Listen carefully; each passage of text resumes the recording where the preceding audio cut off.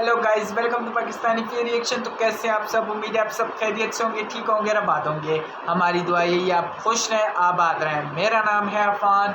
क्या आपने ये सोचा है कभी ज़िंदगी में? टॉपिक ये है, आज का जो टॉपिक है वो ये है कि कभी आपने ज़िंदगी में सोचा है कि नासा ने 1972 के बाद क्यों जो है ना कोशिश नहीं क्यों चांद को जाने के लिए? क्या ऐसी वजह थी? तो आज जानेंगे। तो बिना किसी देरी के काउंट ऑन करते हैं 3, 2, 1 एंड स्टार्ट। क्या ऐसी वजह थी कि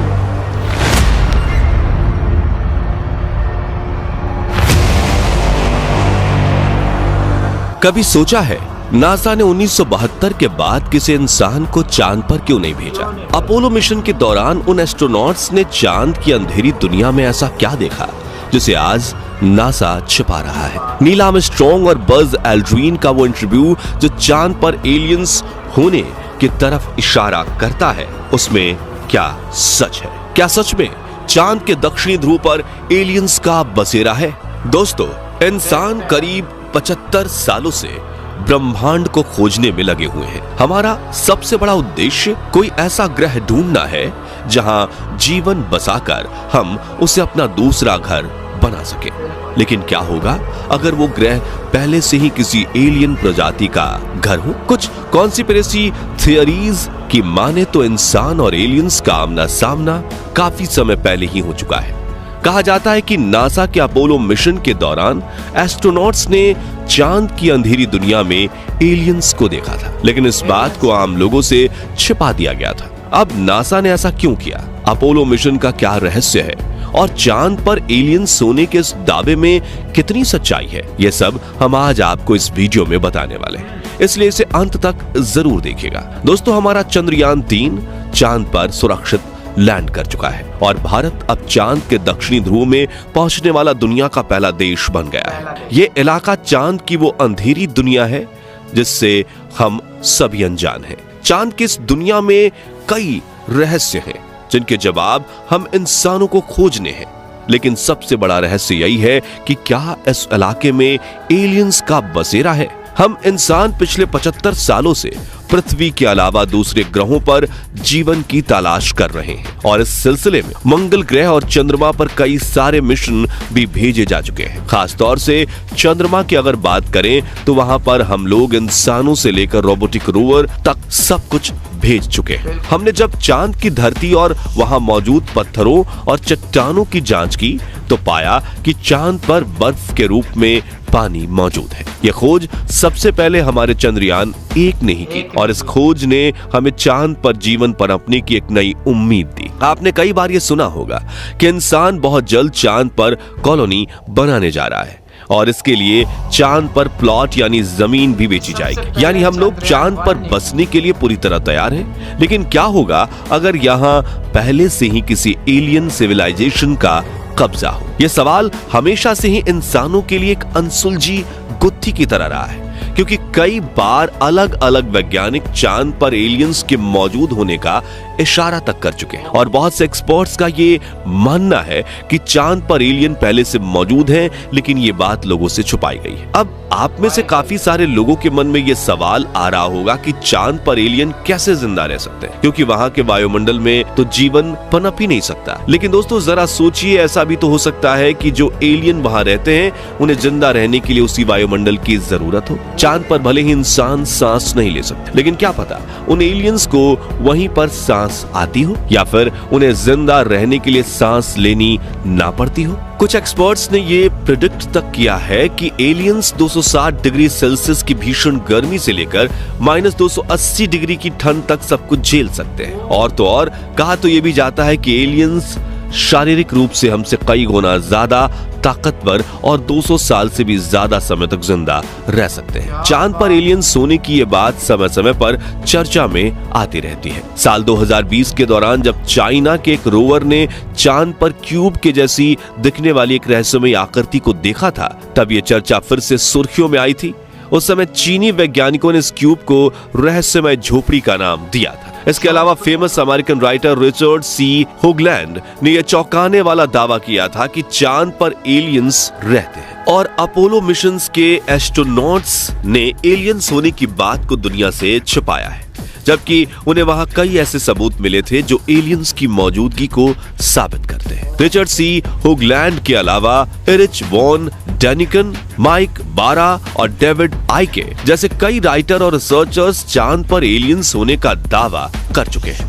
इनमें से कुछ रिसर्चर्स नासा के आखिरी मानवीय चंद्र मिशन अपोलो 17 पर भी कई सवाल उठाते हैं। दरअसल 1972 में किए गए इस मिशन की एक वीडियो फुटेज में चांद पर एक इंसानी जैसी आकृति दिखाई दी थी। यह आकृति किस चीज की थी? नासा इस सवाल का सही और सटीक जवाब कभी दे नहीं पाया। ऐसे में बहुत से रिसर्चर्स ने इस आकृति को चांद पर रहने वाला एलियन ही माना। इसके अलावा अपोलो 16 मिशन के दौरान चांद के आसपास यूएफओ जैसी चीज भी देखी गई थी और आज तक कोई नहीं जानता कि वो चीज क्या थी। इतना ही नहीं, अपोलो 11 मिशन के दौरान भी चांद पर यूएफओ जैसी एक चीज के दिखने का दावा किया गया था।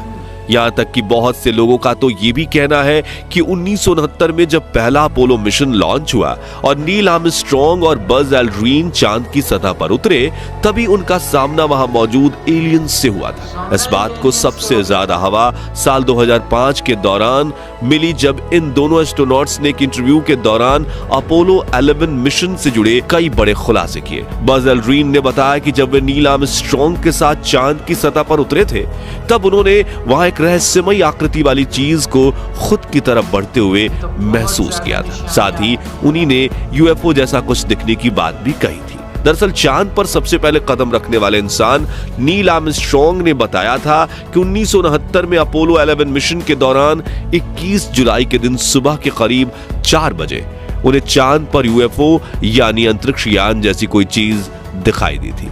इसके बारे में उन्होंने नासा को खबर भी दी थी, लेकिन नासा की तरफ से कभी भी इस घटना का कोई खुलासा नहीं किया गया। हालांकि अपोलो मिशन में शामिल किसी भी एस्ट्रोनॉट्स ने खुले तौर पर यह नहीं कहा कि उन्होंने चांद पर एलियंस को देखा है, बल्कि उनकी तरफ से हमेशा यही कहा गया कि उन्होंने चांद पर कुछ ऐसी अजीब और अज्ञात चीजें देखी जिन्हें ये पहचान नहीं सके। अब वो चीजें क्या थी, ये आज भी एक बड़ा रहस्य बना हुआ है। आज बहुत से एक्सपर्ट्स ये दावा करते हैं कि नासा ने अपोलो मिशन की सच्चाई को दुनिया से छिपाया है। वो नहीं चाहते कि लोगों को चांद पर एलियंस के होने का पता चले, जबकि वो खुद पिछले लगभग 50 सालों से लगातार उन एलियंस के संपर्क में है। अब इन दावों में कितनी सच्चाई है ये कहना जरा मुश्किल है। वैसे दावा तो ये भी किया जाता है कि चांद पर एलियंस ने अपनी एक पूरी आधुनिक सभ्यता बसाई हुई है और तकनीक के मामले में भी ये हम इंसानों से कहीं ज्यादा एडवांस है। कहते हैं कि एलियंस हम इंसानों पर बहुत लंबे समय से नजर रखे हुए हैं। कुछ कॉन्स्पिरेसी थियरीज में तो यहां तक कहा गया है कि एलियन समय समय पर पृथ्वी को विजिट करते रहते हैं। यही वजह है कि दुनिया में कई बार यूएफओ और अजीब आकृति वाले जीवों के देखने की बातें सामने आती रहती हैं। दोस्तों, चांद हमारी पृथ्वी के बिल्कुल अलग है। पृथ्वी पर वायुमंडल, गैसें और खनिज वगैरह पाए जाते हैं, वो चांद पर नहीं है। इसलिए हम इंसान बिना ऑक्सीजन मास्क और स्पेस सूट के चांद पर सिर्फ कुछ पल ही जिंदा रह सकते हैं। ऐसे में अगर कोई एलियन प्रजाति है जो चांद पर सरवाइव कर रही है, तो यकीनन वो हमसे कहीं ज्यादा ताकतवर और एडवांस है। इन्हीं सब चीजों के चलते ये कहा जाता है कि हमारा चांद अनगिनत रहस्यों से भरा हुआ है, खास तौर से इसकी वो अंधेरी दुनिया जिसका रुख पृथ्वी की तरफ नहीं है। आप में से बहुत से लोग ये नहीं जानते होंगे कि पृथ्वी से हम हमेशा चांद के सिर्फ आधे हिस्से को ही देखते हैं, जबकि इसका बाकी का आधा हिस्सा हमेशा छिपा रहता है। तो चांद की उस अंधेरी दुनिया में क्या राज छिपे हैं? वहां सच में कोई एलियन सभ्यता रहती है या ये सिर्फ बेबुनियादी बातें हैं? और क्या चांद के उस हिस्से में जीवन की कोई संभावना है? ये कुछ ऐसे सवाल हैं जिनके जवाब खोजने के लिए ही चंद्रयान 3 जैसे मिशन को लॉन्च किया गया है, और वो दिन दूर नहीं जब इन सभी रहस्यों से पर्दा हट चुका होगा। वैसे दोस्तों, आपका इसके बारे में क्या सोचना है? अपना यार इतनी निशानियां मिली है तो हो सकता है यार ऐसा हो भी।